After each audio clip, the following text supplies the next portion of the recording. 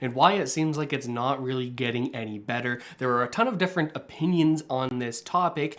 Some will blame this on a lack of building of affordable housing. Some will blame this on greedy landlords. Some will blame this on tenants. Some will blame this on any number of things, on Airbnbs. Today, we're going to take a look at a few different videos here, and I'll give context along the way for my thoughts on the matter as we're watching these videos together about Canada's rental crisis and how it's so challenging to get a rental property right now in most of the major urban centers in Canada, and I know certainly in some sort of smaller areas or smaller cities, smaller towns as well. So if you're just tuning in, let me know that you're here and we're gonna get started. Hey Albert, I see you tuning in here. First one in. We're gonna give folks a couple moments here just to tune in, and we're gonna get right into the situation that's going on, yeah, let's dive right into it. Let's actually get into it. Hey, Joel, I'm seeing Joel here as well. It's good to see you. Let's get right into it. This is from a marketplace, a CBC marketplace is the first video that we're gonna take a look at, but of course we're gonna, like a lot of people will say, CBC is extremely left-leaning. We're gonna take a look at some more right-leaning news sources as well and get into this. Yeah, hey Ryan, hey Explorer, good to see you tuning in here. Let's dive right in, and then I'll provide some more context on what exactly we're talking about today as we go on for the folks who are just tuning in. Even when times were tough, Canadians dreamed of having a backyard of their own, a place where they could relax, find happiness, and let their children romp. Today, that dream is being shattered. Backyards have become expensive luxuries. The houses in front of them, even more so. The population is growing, and there isn't much land left. The cost of a home in Vancouver has increased nearly 30% since January. There are many people who are hurting in the present economic circumstances, particularly in the area of the housing crisis. And it's not a crisis that it's going to go away overnight. There are lots of houses for sale in any big city. The problem is being able to afford one.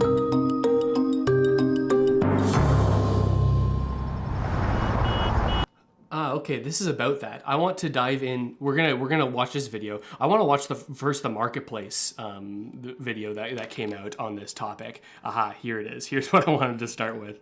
I'm like, what? Why is this a different video than the one that I wanted to start taking a look at? Okay, let's get into it.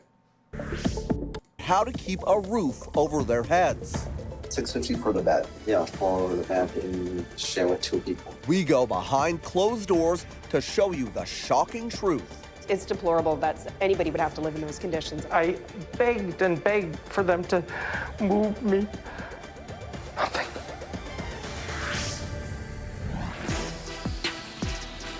Canada. And what we're gonna do also, if you haven't tuned into one of these streams before, oftentimes it's a little bit slower pace than I'd like it. We're gonna bump it up to 1.25. Is in a rental crisis. Get through more. So we're hitting the streets of Vancouver and Toronto. Should we get started? Let's start the hunt. Testing Canada's 2 most expensive cities for an affordable place to live. How hard can it be? But first.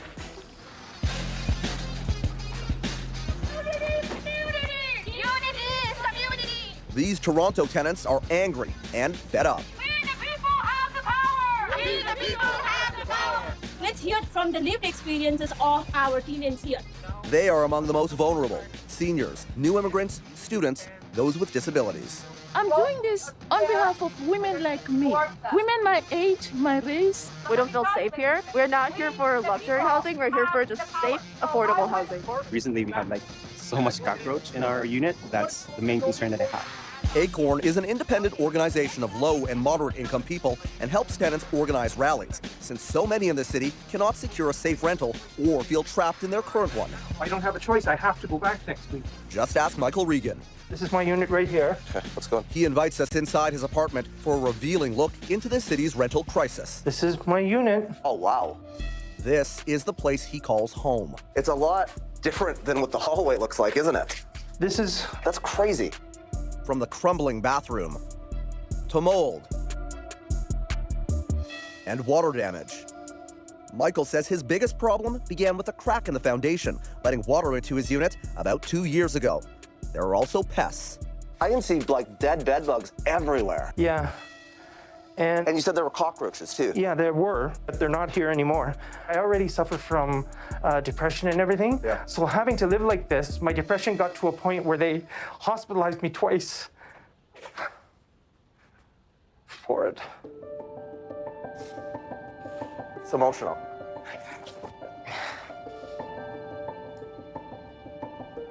I did everything and everything. I felt like nobody cared. Pretty much, yeah. So the point that they're trying to get across here is that there's tenants that aren't getting the proper rental housing that they need. Obviously, no one should have to live in a situation like this. Market, but tell Marketplace the issues raised are specific to Michael, and they can't share more due to tenant privacy. And I begged and begged for them to move me. Nothing. They wouldn't. It's deplorable that anybody would have to live in those conditions, I think, yeah, in Canada. Yeah. Ren Thomas is an associate professor of planning at Dalhousie University. She's currently writing a book on nonprofit housing. Why is it so hard to find affordable rentals in Canada? We really just haven't been focusing on building rentals for a long time. But we've also been losing a lot of rentals over the years. So we lose rentals to conversions, to redevelopment, and they're just not replaced. And so that has really been a huge factor as well. So not only are we not building enough, we're not even keeping the ones that we have. Does it seem unjust to you that so many Canadians can't afford to rent in Canada's big... So those are some interesting points from her, right? Like talking about the main problem here being we don't have enough rental units. We haven't been focused on building enough rental units, and we're losing rental units as well. And that's some of the stuff that I want to touch on today, and we're going to sort of skim across this video as well as some others to sort of get into some of these points. People calling for like rental units that have been sort of sucked up by Airbnb. There have been calls for that to be just sort of limited. Some saying that could be the solution.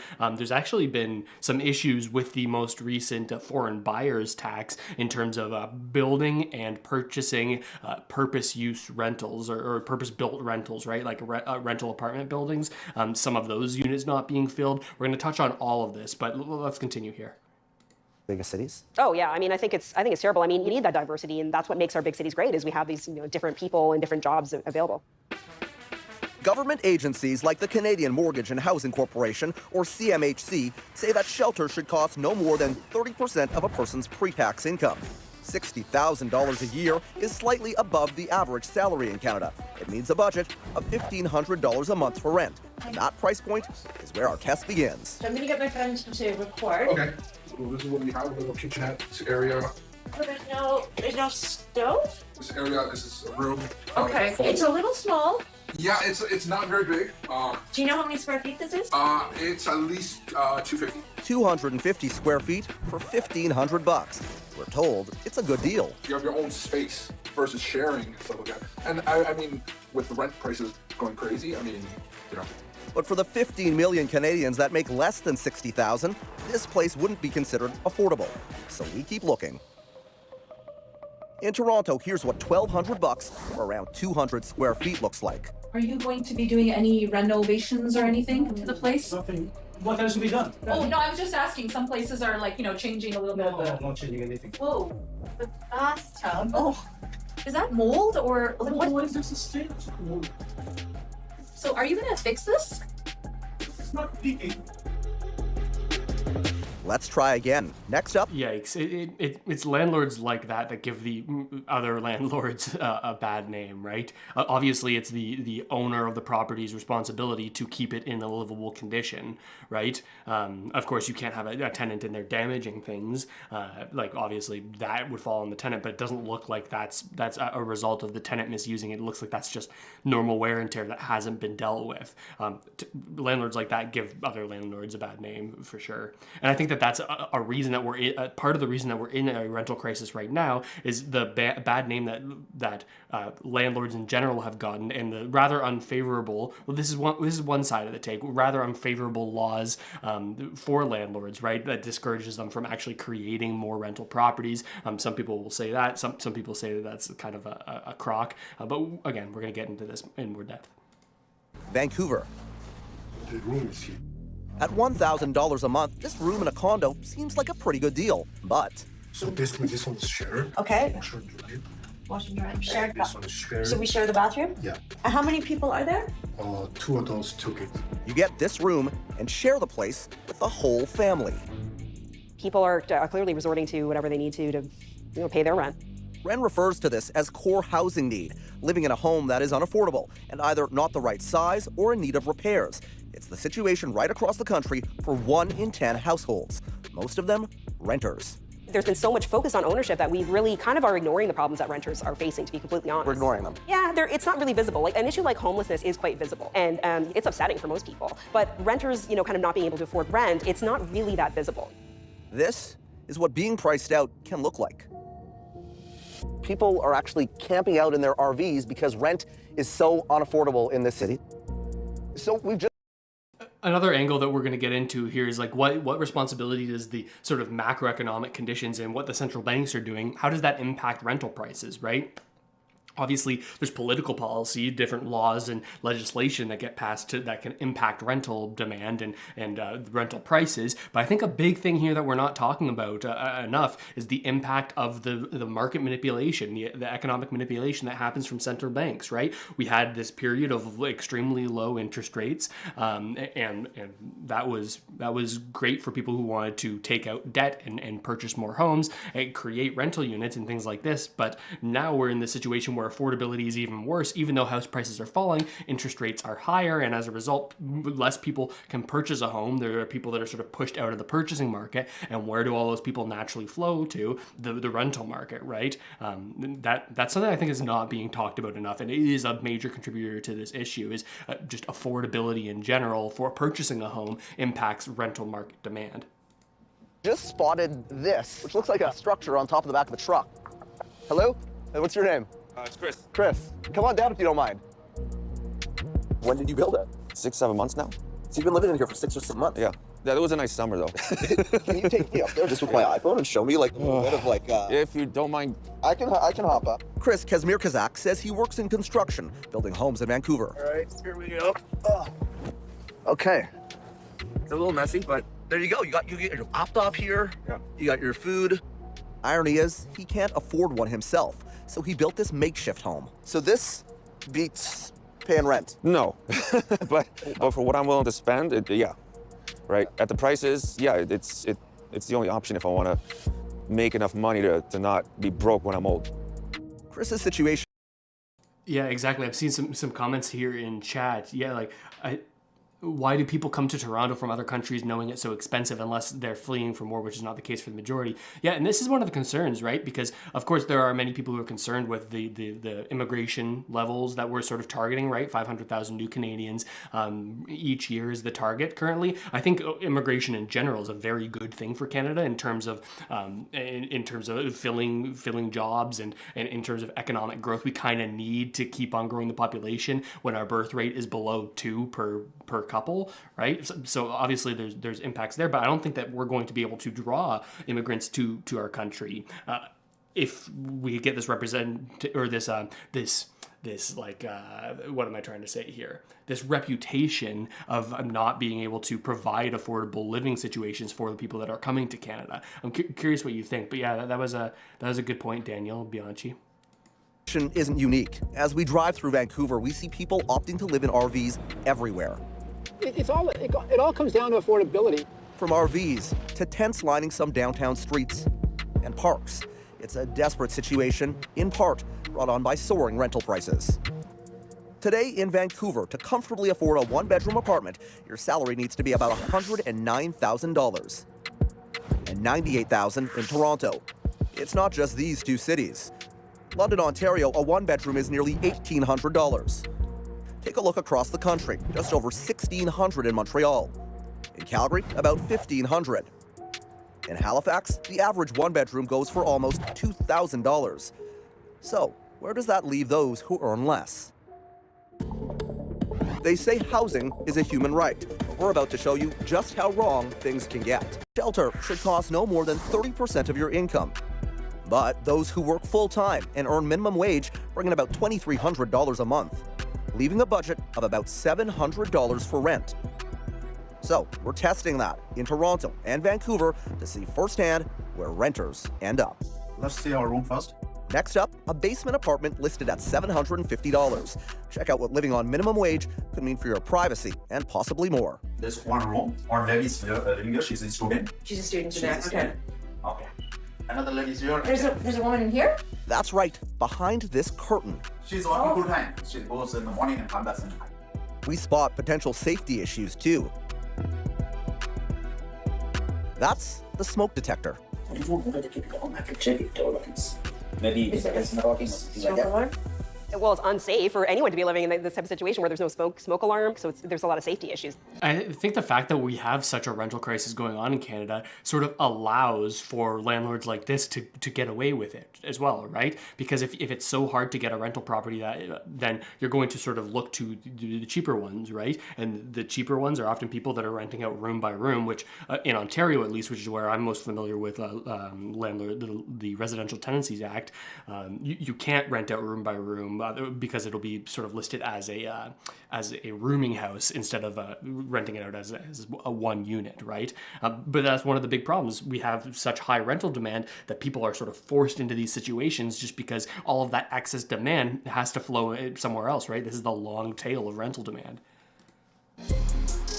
In this downtown Toronto house, the basement apartment looks newly renovated. Hi. Okay. We're just Do you coming. already live here? Yes, he lives here with his partner. The shower is shared. The shower is shared. So there are two beds.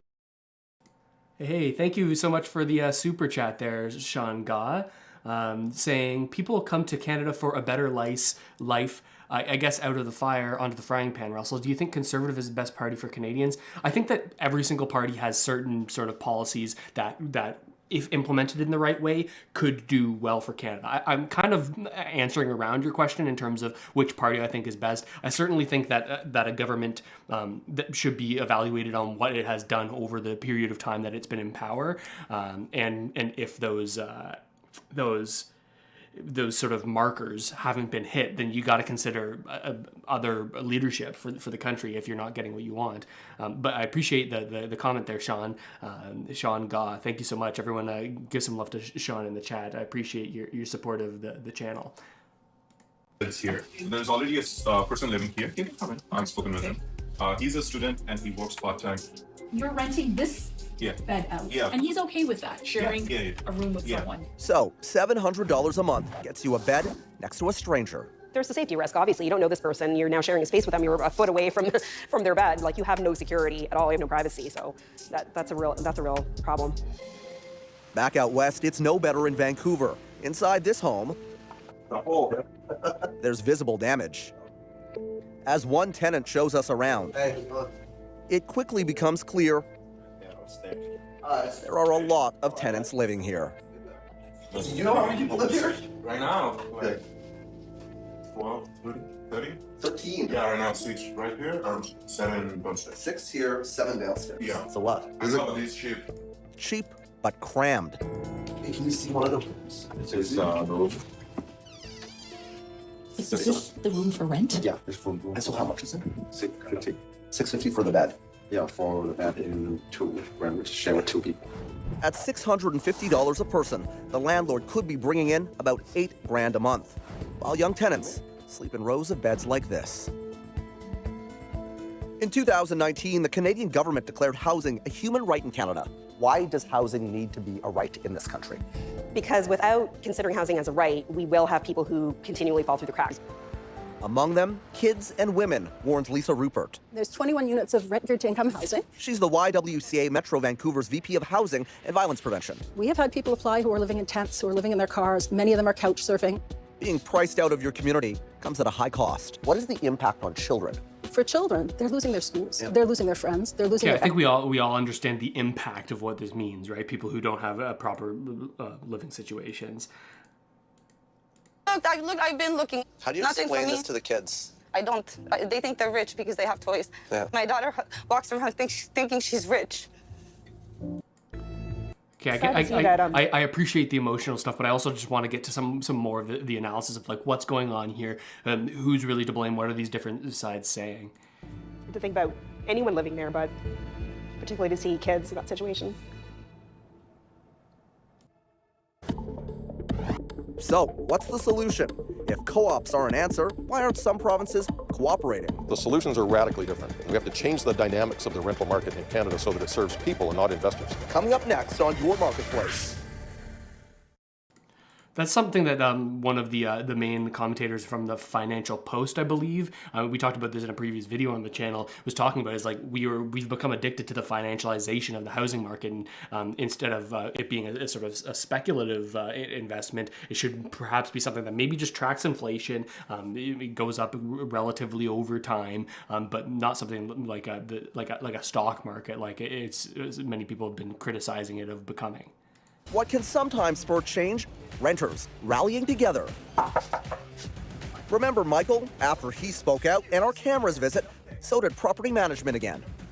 I know you were having a rough go there for a while. Tell me what a difference it makes now having a place that you can call a home. Well, it just makes me feel like I'm human again. I can sleep in my own bed. I'm happier. I can go out. I can do whatever. People will come over. It's a world of difference. So you've got hope. I've got hope. Yes. Yeah. Must be a nice feeling. Yes, it is. Very good. And I thank you and Acorn for everything you've done for me. Progress for Michael, but so many others remain stuck. It is absolutely a rental crisis in Canada, and particularly in larger urban centers. Co-op housing like this should be part of the solution, says Tom Armstrong, the CEO of the Cooperative Housing Federation of British Columbia. Someone who moves into a co-op is both a landlord and a tenant at the same time because they own the association that owns the housing. So you don't move into a co-op to achieve a return on your investment. You move in to secure safe, affordable housing over the long term. When you compare what is happening here in BC to, say, Ontario, what would you say the difference is, and what would you say maybe lessons can be learned? The problems in Vancouver and Toronto and surrounding are very similar. The solutions are radically different. BC is putting hundreds of millions of dollars toward preserving and building new co-ops. But in Ontario, that investment isn't happening. This provincial government is investing at a scale of intervention that is not seen anywhere else in the country. And that's what has to happen. We have to change the dynamics of the rental market in Canada so that it serves people and not investors. Tom shows us. All right, here we are. Wow, this is big. This is a 3-bedroom apartment, about 1,000 square feet. The rent? Well, that depends. So we need some rents at the top end of the range for the co-op in order to create more affordable homes for people of lower incomes. Since rent is geared to income, typically a member pays anywhere from $3,000 to $1,700, and some as little as $660, and even less for a 2- or 1-bedroom. Here's our patio deck. After an initial investment by government, a co-op is on its way to becoming self-sufficient, offering so many a beautiful place to call home. What co-op members understand coming into the co-op is that the co-op has a mission to provide affordable housing. So you have disposable income to put food on the table, to buy medication, to send your kids to a summer camp, to live a meaningful life in a community. Yeah, that's something that I don't really necessarily understand about, like what other certain provinces are doing. Why aren't we experimenting with more of these options? Why aren't we taking a closer look at like how building more co-op housing sort of complexes could actually help the situation? I know in Ontario it's become quite controversial with Doug Ford allowing for more development, expanding out into the Greenbelt, was some of the sort of more nature reserve type area in and around Toronto. That's been quite controversial. But I think at base, the idea of building more housing is a positive thing. So it's like the way that it's implemented can often change the way that people think about it, right?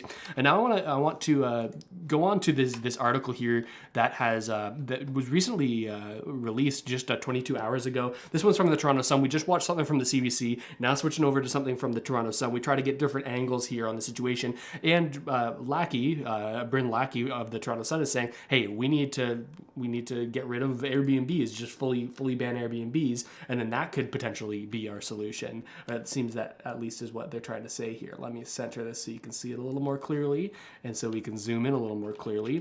They're saying, is it time to ban short-term rentals? Before you come at me infuriated at the mere mention of more government intervention in people's quiet enjoyment of their lives and properties, hear me out.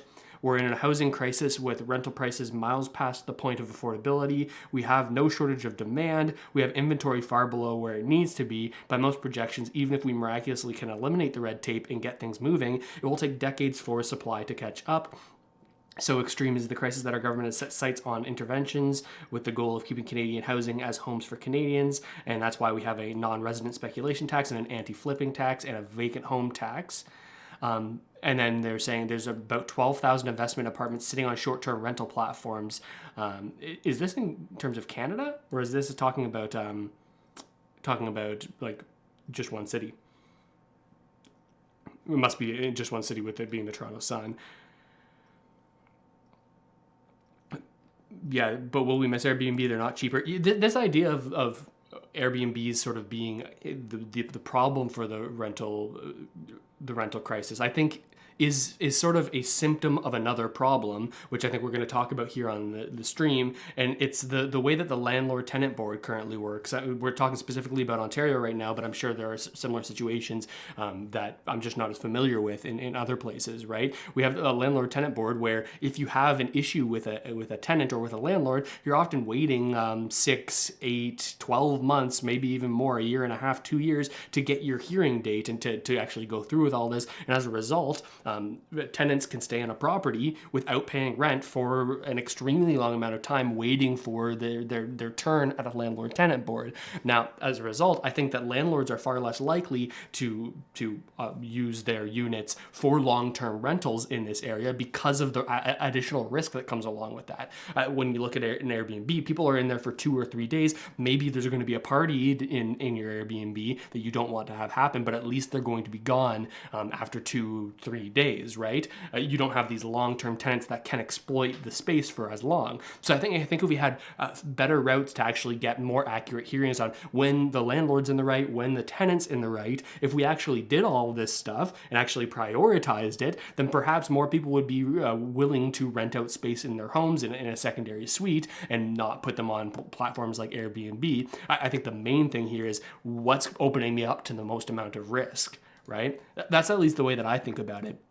And that's why like when I purchased my home, I wanted one that had a unit upstairs and a unit downstairs that I could sort of convert and renovate and rehab. And I chose to Airbnb the basement so that I could afford my mortgage payments. And I probably would have chosen to make it a long-term rental, something that could be more affordable housing for people to go into. But for me and my family, it's not worth the risk of having someone down there who's not going to pay rent, right? Maybe that makes me a greedy landlord type person by putting something on Airbnb, but it's not worth the risk that comes along with it, at least in my eyes.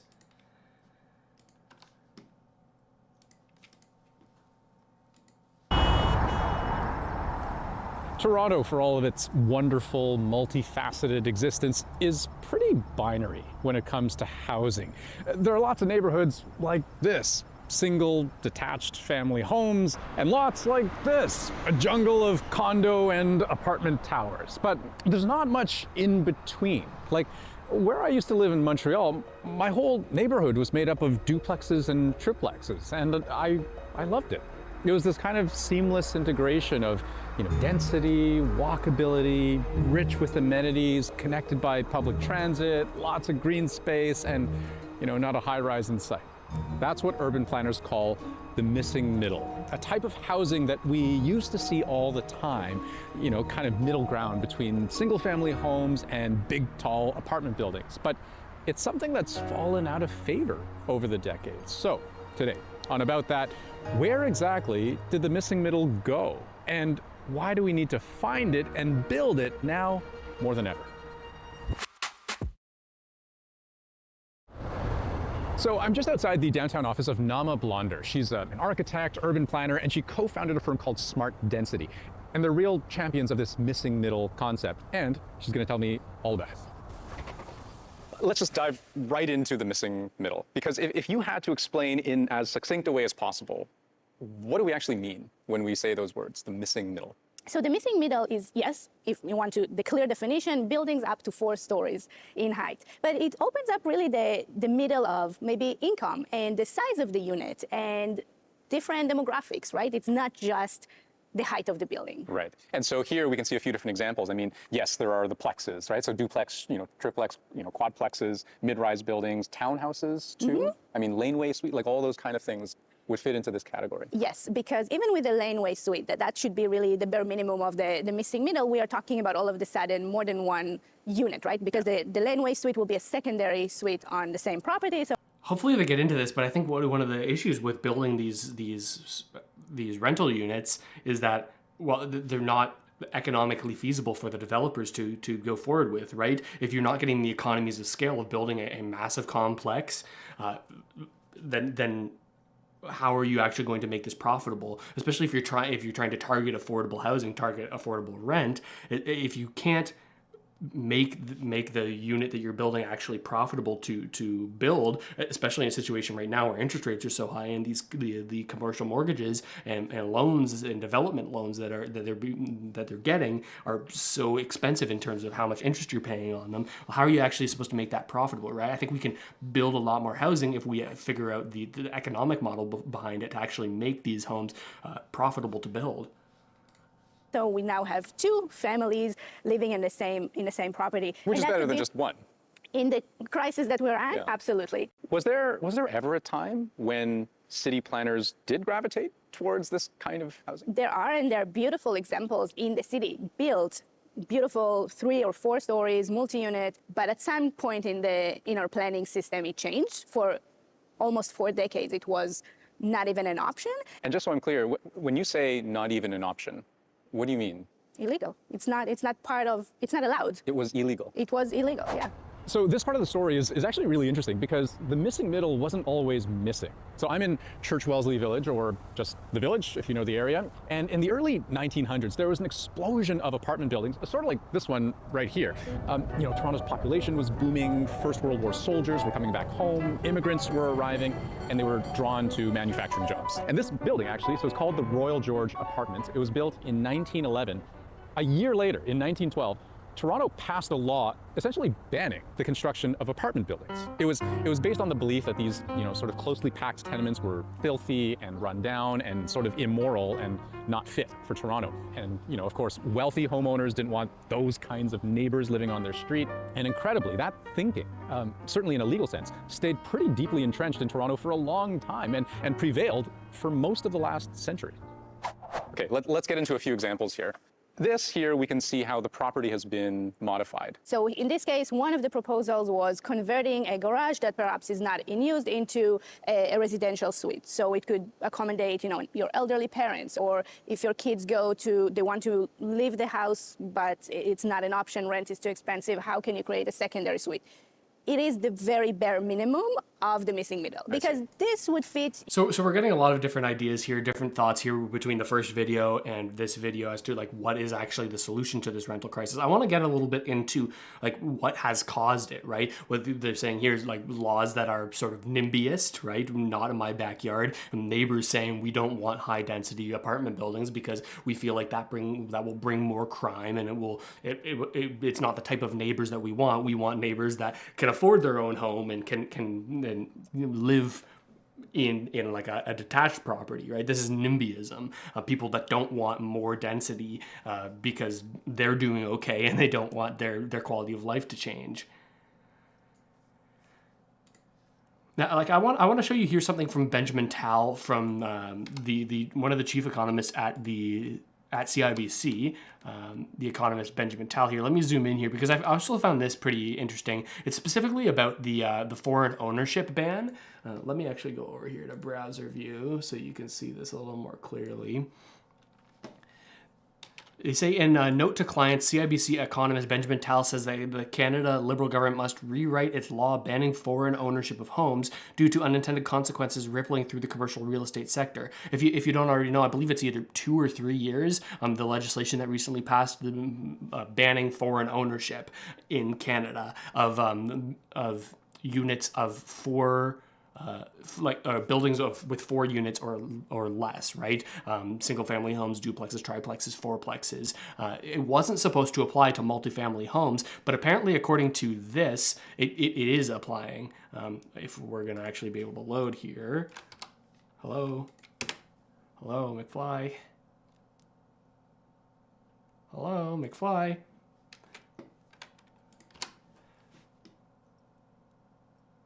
I hope some people in the chat, at least one person, gets that reference.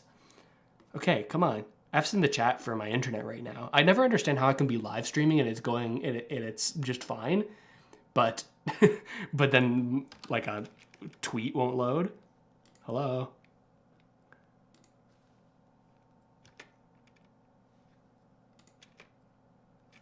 Okay, let's just grab this and put it in a new tab. Huh?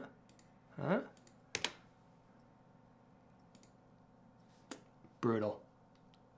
New browser window needed? Is that what you're thinking? Like an entirely new browser window? Because I want to show you this. I think this tweet's pretty interesting. New browser window.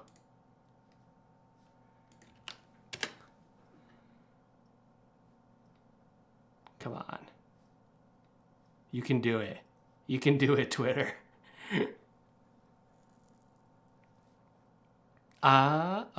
Maybe? Yes, we're here. Success. Okay.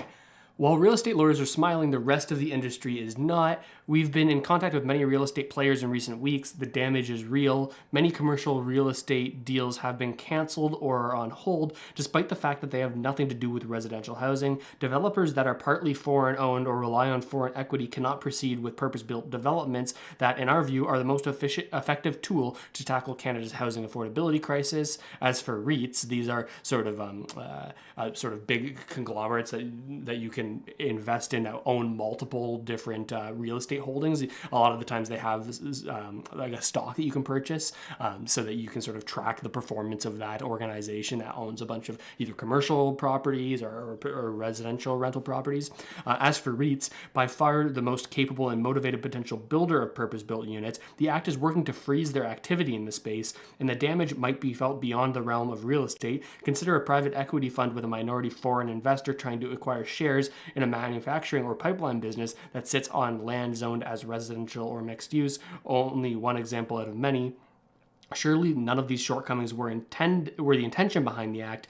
Policymakers should take a second look at this, focusing only on single units being purchased by foreigners while exempting development of new supply from the impact of the new legislation. So what Benjamin Tal here is saying, one of the chief economists for CIBC, is that there's unintended side effects of the new foreign ownership laws, right? That people who would be building more purpose-built rentals, building more dense housing to house more people in Canada, is saying, well, a lot of the time they're not, like, developers aren't able to get their loans. The real estate deals are being canceled or on hold, despite the fact that they have nothing to do with residential housing. Perhaps just out of a fear that this would get applied to them and they get fined in some way. I found that pretty interesting, and I wanted to sort of talk about that. Okay, now we can close this tab. And now we can close this tab, because that's not what I was looking for. Here's another point on the Landlord-Tenant Board. Just outlining the situation that makes it so that people who could potentially rent out a unit in their homes or could potentially provide rental housing are choosing not to do so, largely because of Ontario's Landlord-Tenant Board. And I'm sure this is the case in other provinces, maybe not to the same extent, where you have these incredibly long wait lists in terms of getting a hearing, right? And getting a chance to sort of have your issue resolved. This person says the Ontario Landlord-Tenant Board is clearly telling landlords not to provide subsidized housing. If you choose to ignore them, that's on you. If you're dying to be a landlord, the number one rule is to pick a location that is landlord friendly. That's not Ontario. And then they go through this story. Let's take a look at this. I want to be able to mark it up. This is just this is someone who has a rental unit and has been fighting with the Landlord-Tenant Board to get the tenant to move out. Of course, there's two sides of this. Always there's shitty landlords that treat their tenants like shit, and that's a big problem because it gives landlords a bad name in general. But also there are professional tenants that know the Residential Tenancies Act, that know how to game the system, and you end up in situations like this. For 2.5 years, we've been fighting with the LTB to get a tenant gone. We even sold our house and paid her the last month's rent compensation, which she cashed the check. Come closing day on the house, she didn't move out, so we had to pay the buyers so we wouldn't get sued. I wonder, okay, they did. I was about to say, I wonder if they filed the proper forms. We filed an N5, an N6, and N12. The N5 was tossed out on a technicality. We had sworn affidavits from the buyers and a video. We had evidence of the destruction of the home. We even had a video of being threatened potentially by this tenant. Long story short, we fired our paralegals after paying $8,000 to sit in front of the tribunal, only to be told that it would be put off to a later date. So you show up with all of your paralegals and your lawyers to try to do your hearing at the Landlord-Tenant Board, and then your case gets pushed to another day. Our last hearing was in September and we still have no hearing date. Well, the tenant won. I'm a small-time landlord with a home that houses 3 generations of kids plus this rental. I sunk all my money into trying to save a home that last night when I returned from work, I received a letter from the private mortgage owner's lawyer saying they're foreclosing on the house. Now, I don't know if that's specifically about the tenant. Perhaps you're in over your head, but if you're expecting a set amount of rent, right, and you just don't get it, and you can't get a person out for 2.5 years, well, like, what are you going to do? You're not going to be able to pay the mortgage. So you can kind of understand how a situation like this can come up. We have a week to come up with 100 grand. I never missed a mortgage payment, but because of the condition of the home and because the house is part of an estate, they do not want to renew the mortgage. Okay, so this is like a balloon payment at the end of a mortgage. So the landlord-tenant board just made us homeless. We did everything by the book. So yeah, this is the other side of it, right? We have crap landlords treating their tenants poorly, but then we also have situations like this where people know their rights as tenants and they know how they can abuse them, right? And I think that this is why many people don't want to be a landlord, period, is because of how challenging it is to deal with potential conflict, right? That's certainly the way that I feel about it. You need to be so extremely careful about screening the tenants that you choose if you're a landlord, right? Because if you get the wrong ones, they can totally screw you and screw up your quality of life if you're living in this, if you're trying to house hack, which is what I do. One of I think the best things is having a sort of help to pay your mortgage there, especially with how expensive things are these days. But if you're living in the same unit and you have someone in there that's not paying you and also is not the best to live above or live below, then that's a pretty crappy situation. I think here's a situation just like the one I was just talking about. Daughter's room. Hassan Khan, his wife and 3 children used to live on the main floor of their house. But for the past 6 months, they've been in the basement. The mattresses, it's like one of them is thicker than the other one. Tenants they rented their house to during a trip to India have refused to leave since May and no longer pay the $2,400 rent. Yeah, thank you. Go Public asked Khan's tenants for answers. The family who owns this home, they want to live here, and they don't think it's right that you're staying here and not paying rent. Why do you think it's okay? No, it's not okay. In February we will leave. But next February is a long time. You haven't paid since May.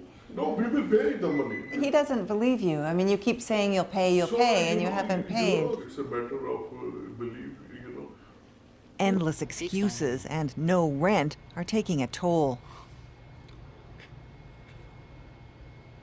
Khan's filed a complaint with the LTB, Ontario's Landlord and Tenant Board, to get his renters evicted, but says that didn't bother them. He literally laughed on my face. It's gonna take at least 6, 7, 8 months. Go to LTB, do whatever you want. So that was his words.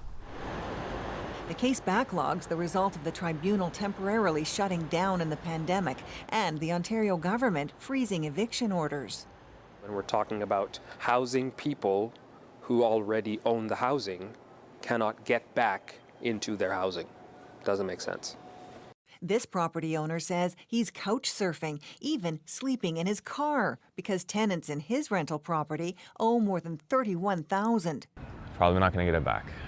CBC isn't using his last name because it could affect his employment. He works in real estate.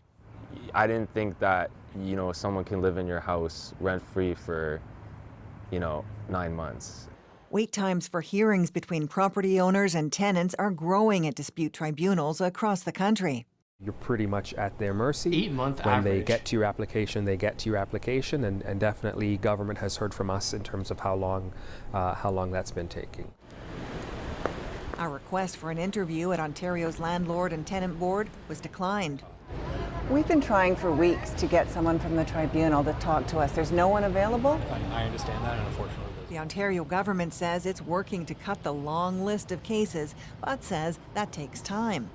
As for Khan, 4 months after applying for a hearing, he's still waiting for a date. He's waiting for something else, too. November's rent. Erica Johnson, CBC News, Vancouver. Yeah, so that's a wild thing, right? Like there's just so many different factors that all play into this, right? Like who is to blame for the rental crisis? Who's to blame for this situation where people are having to pay such exorbitant rent prices in Canada? I think it's multifaceted. One, I think it's and maybe I'll go to this view because I may end up using this in a video.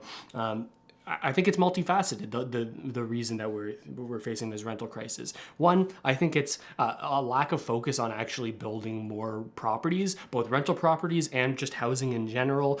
We have so much land in Canada, but I think there's a lot of red tape to actually get those homes built. So one, it's like policy, like political policy and how things get done.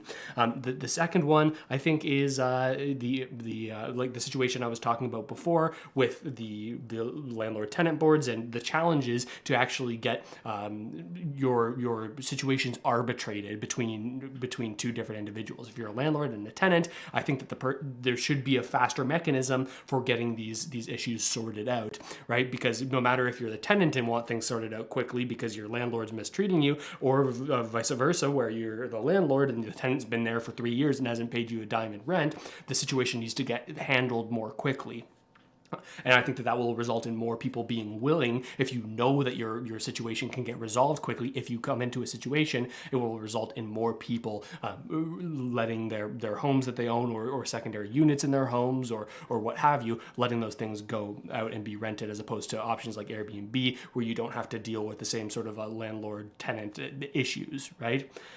That's two. Now three, the one that we didn't see a video here on, and I think is not talked about enough, but one of the things that I think is the big issue here, especially in terms of the rental market, is the macroeconomic policy, monetary policy set by central banks like the Bank of Canada, right? We sort of got whiplashed over the past 2 years with the quantitative easing and the incredibly low interest rates that happened throughout the pandemic, that the Bank of Canada kind of needed to do to a certain extent to stimulate the economy during the COVID sort of potential recession that we could have seen if there wasn't that stimulus. To a certain extent, I think that needed to be done, but at the same time, now when we're dealing with the inflation that resulted from all of that new money added into the system and those lower rates incentivizing people to take out more debt, now we're having to raise interest rates so extremely quickly, and that is resulting in lower housing affordability to purchase a home in Canada. Even though home prices are going down with higher interest rates, the mortgage payments that are having to be made, the exact same house that you could have bought a year ago for an extremely high price but with a low interest rate, is actually more expensive to buy now. Even though the price is down, the interest is higher. As a result, it's less affordable to make those monthly mortgage payments on the property. Now that pushes a whole bunch of people out of potentially being able to purchase a home, and where do they go? Right into the rental market. So these are some of the key things that I think are impacting all of this. I'm curious what you think about it too. I think we're going to sort of bring this stream to a wrap over the next sort of 5 minutes here. But I'm curious if you have any questions. I want to take a look at the chat here, and you can do @Russell Matthews in the chat, and it'll sort of ping for me. And again, it's been nice having you all here to chat with me. And again, thanks again to Sean Goff for the super chat, the $5 super chat there. People come to Canada for a better life, I guess, out of the fire onto the frying pan. Yeah, I would agree with you, Sean, and I appreciate your support of the channel. Very nice of you. Yeah, SkiZ416. The issue is so multifaceted. Really good breakdown. I appreciate you saying it's a good breakdown, but yeah, it is multifaceted, and this is why people think it's so simple. People think we should be able to sort this out very easily, but there are so many different elements of it, so many different angles, and it's hard to know what the right solution is. And so many people talk about it like they know the exact right solution to solve the problem. But do they really? My opinion would be maybe it's more complex than they're giving it credit for.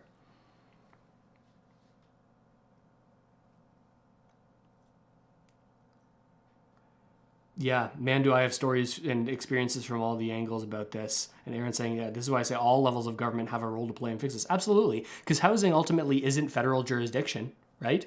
Housing is provincial and municipal jurisdiction, which is why it's challenging to implement sort of federal policies that impact the individual municipalities and the individual provinces. A big issue here in Ontario is that we had laws passed years ago saying every single property should be allowed to make a secondary accessory dwelling unit, but we have municipalities now dragging their heels on implementing all of these policies, right? So even though we have a provincial view that we need to have more density and the ability for people to create like more basement apartments and convert their homes to triplexes and things and duplexes, things like this, even though we have a provincial policy like that on a municipal level that just doesn't exist in the same way. Eric Al Arab says, hi, I work with high net worth clients as a CPA. I'm seeing boomers looking to deleverage and move into GICs now that yields are reasonable. Yeah, that's another interesting thing, right? Maybe there's less draw to own rental properties where you're taking all of this risk and you're potentially, if you're leveraged, you're paying higher interest rates. Why take all of that risk and pay those high premiums if you can just sit in a GIC or in a bond? Now that yields are reasonable, you can get your 3%, 3.5%, maybe even 4% in some cases. You probably know better than me, Eric, where things are sitting at right now, but why take all that risk when you can just park your money and get a consistent return? Of course, for a lot of people, especially young folks, you're going to think, okay, I don't want to be in something that only returns 3 to 4%. But you got to understand that people with high net worths are more in a capital preservation type of point in their lives, not a capital growth part of their lives, right? They're just trying to keep what they have it last them for all their retirement. But yeah, good points there, Eric. We've got SF here saying, housing has been going up since women started working and helping pay off mortgages. That is when construction industry took advantage, never stopped. Perhaps so you have more families being able to afford more. Sure, I could see that, but I certainly wouldn't blame it on more females being in the workforce as the main cause here. But I could see how that could result in more people having more money to pay. But it also makes Canada a more productive place, higher GDP, higher quality of life. So I think that's a fair trade-off.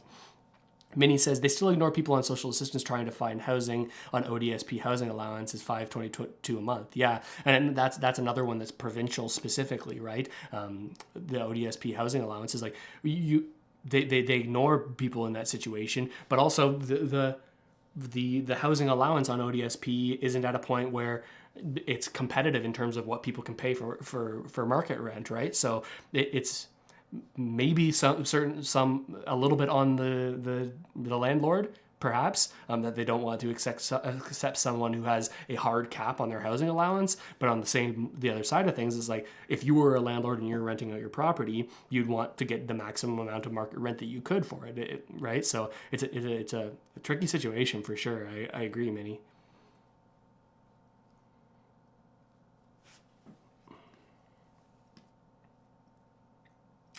Eli Piper says, what happens when the 5-year mortgages are up and the new rate has to be paid? Yeah, I mean, we're seeing lots of people have that right now, people who got mortgages 5 years ago, and they're having to sort of shift to this new rate. They're just having to stomach the additional costs, right? Now, for people who bought 5 years ago, they likely have a little bit of an equity buffer there in their property that makes them feel less awful about having to pay higher rates. But if we have the people that locked in at 1.5% at the sort of bottoms there and are ending up having to pay 5 or 6% when they renew at the end of those 5 years, it could be pretty hard to stomach. Aaron says, I'd happily take average rent and a good tenant than higher rent and who knows what kind of tenant. Yeah, I'd agree. Just having the quality of life of not having to sort of deal with as much maintenance, as much drama. Yeah, my Ski says my sister's giving up her rental condo because she cannot afford the new mortgage rates. Yeah, it's challenging, and it's one of the reasons that I'm like, there are pros and cons to Canada's system compared to the States, because when you purchase a property in the States, the interest rate is typically higher than in Canada in general when you sort of compare it, but you're able to lock in for the full duration, the full amortization of your loan, as opposed to in Canada where we have terms or periods, right? It's a 3-year loan, it's a 5-year loan where you have a balloon payment at the end of the loan. That makes it challenging. It makes the people more... It makes it more risky to own real estate in Canada because you can't lock in a certain amount that you're going to pay and know, okay, I'm going to cash flow on this property every single time as long as rents don't drop below a certain amount because my mortgage is a fixed payment for the next 30 years. Eric says real estate should be a part of everyone's portfolio. However, people aren't anticipating the boomer effect. These guys have tons of money in real estate, and I'm seeing so many of them saying, hey, I'm up and I don't need to see more growth. Yeah, I mean, that's a situation. But then we talk about the great wealth transfer, like folks that that are extremely wealthy is like they're not going to be around forever. Does this just perpetuate like a farther gap between a larger wealth gap as people who sort of benefited from that economic situation that the boomers did sort of pass this on to their children, and then they're the beneficiaries of that, and the wealth gap expands even more and more because people who have real estate and assets can afford to even leverage those assets to go make higher returns in the future. I just sort of see like this gap widening and widening. I think that's a concerning situation. Indigo Morningstar says, get rid of all the massive benefits from builders and make them build affordable housing, not $1 million homes. Yeah, this is the challenge of the business model, right? Like if you can make more money if you can invest less money to build a home and sell it for more and have a larger profit margin, then of course you're going to be incentivized to do that as opposed to building affordable housing where maybe your profit margins aren't as large, right? It's like, it's market dynamics more than it's them having a preference for selling luxury homes. It's just the fact that the luxury homes will make them more money, right? So that's why I think there needs to be like I think that's the key. If we can figure out a way to sort of turn that key and have it be more profitable to build affordable housing, maybe there's more subsidies for builders that are building affordable housing and building larger apartment complexes or denser types of units, right? Maybe these incentives come from the government, maybe not. Like this is the challenge, right? Because you're going to have the people saying, why are all these wealthy builders getting handouts from the government? But also you kind of need to give handouts to sort of, if you want to incentivize something else to be built or something else to be done that isn't currently being done. Yeah, thanks. Believe in yourself, Russell. That thumbnail is fully on point. Yeah, that's an image I saw on Twitter from someone in Guelph with all of these students sort of lining up to see the house. It's pretty wild. Pretty interesting stuff. Yeah. And I appreciate everyone for tuning in here and listening to me rant about this stuff and watching the videos that we've gone over today. Because I think this is something that's not talked about enough and not talked about in enough nuance, certainly, right? It always seems like it's a my way or the highway. This is the way that things are. And people don't recognize that it is such a multifaceted issue.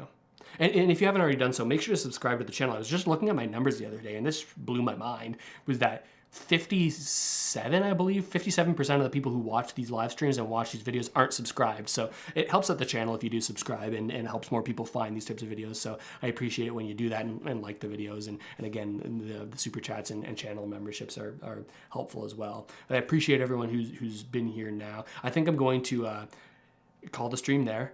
We're going to wrap it up here, folks. I'm going to grab some lunch, I think. But I appreciate you coming here and joining in with me. And I'm going to keep on doing more of these live streams. I think this is going to be the way that I generate a lot of the content on the channel. I talked about this on previous live streams, but it seems like the YouTube and streaming meta is to sort of stream and talk. Like, because I would be watching these videos and taking notes on it ahead of making a shorter edited version of this anyways, so I figured why not start live streaming them, and then we can all chat about it, go into more depth, and then I can take a lot of these sort of snippets from the live streams and put them together into a more cohesive package for people who can't hang around for an hour with me and hang out with us here on the channel on the live stream, so people can still get the gist of what's going on here. But yeah, shout out to everyone who's been here.